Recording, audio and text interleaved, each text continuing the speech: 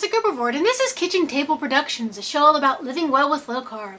Well, I know I've mentioned on previous shows about having some pre-cooked bacon on hand.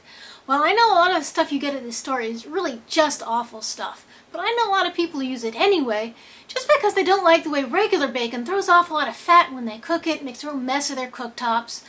Also, it cooks unevenly, it curls up, and then it can overcook so quickly.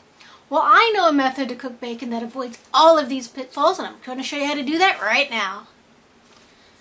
Right, now first let's talk about bacon. I like a thick cut, but it's not mandatory. Mostly you want to look for nice pink strips of meat that are fairly well evenly distributed throughout the bacon pieces. It's maybe a little thick on this end, but generally speaking, this one's not too bad at all. Now always check your package for carb count. Some manufacturers are clear with sugar, some more than others. That will tend to drive the carb count up. Maple cured is certainly a code for tons of sugar. Read the ingredients, read the nutrition label. Those will be your best indicators. Right now I've got to pick my pan. Now this one, it's thin, it's round, I can only get a slice or two in there. It's just not going to work. This one, yes, better, square, still way too small, and it doesn't really fit my needs. Ah, that's the pan I need. This is perfect because we're not going to fry our bacon. We're actually going to bake it, or technically roast it since this is a meat. This is going to give us an even heat distribution, which will give us evenly done bacon. Now these holes in the pan will give way for the fat to drain away from the bacon. Now if you don't have a broiler pan like this one, just use a metal cooling rack that's placed over a baking pan. Just be sure to pick a pan that has a fairly deep side. See how I've got this lip here? That's going to catch the bacon grease. Now the cooling rack would give better drainage than this broiler pan, but I find the rack a lot harder to clean than this. That's why I like using this one. And I'm going to just gently lay this fatted edge over the lean edge. You see this edge usually has meat on it, and this side usually has a layer of fat. Just put the fat slightly over the meat. Now you'll notice my bacon's actually a little whiter at this edge than it is on this one. That's why I'm alternating my bacon so that the white edge will be here one time and then it'll be up here the next. That'll give me a nice, even distribution of my bacon, and I won't end up with like a bacon fan. There, got them all on. Now I'm putting it into my oven. This oven is cold, absolutely cold. I haven't turned it on yet at all.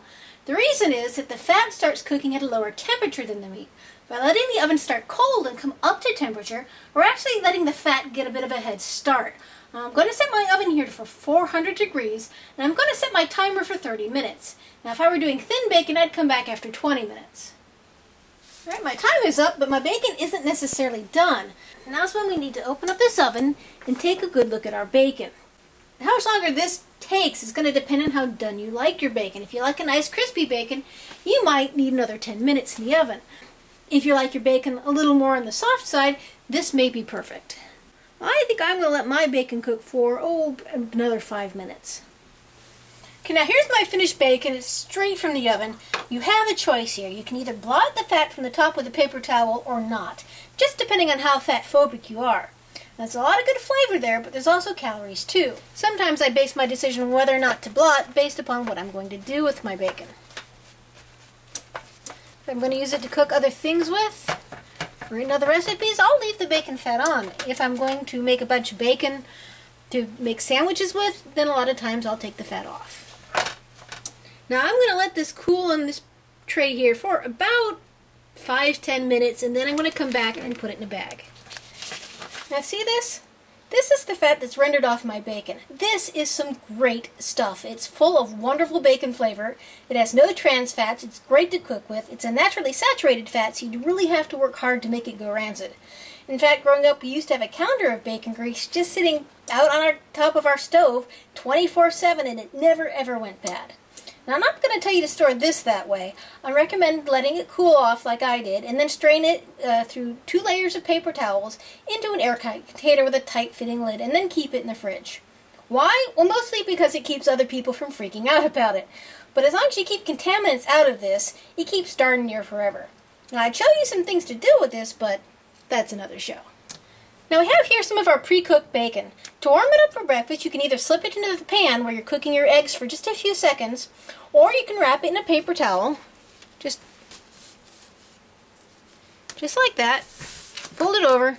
That way it helps keep any of the grease from making a mess out of the inside of your microwave.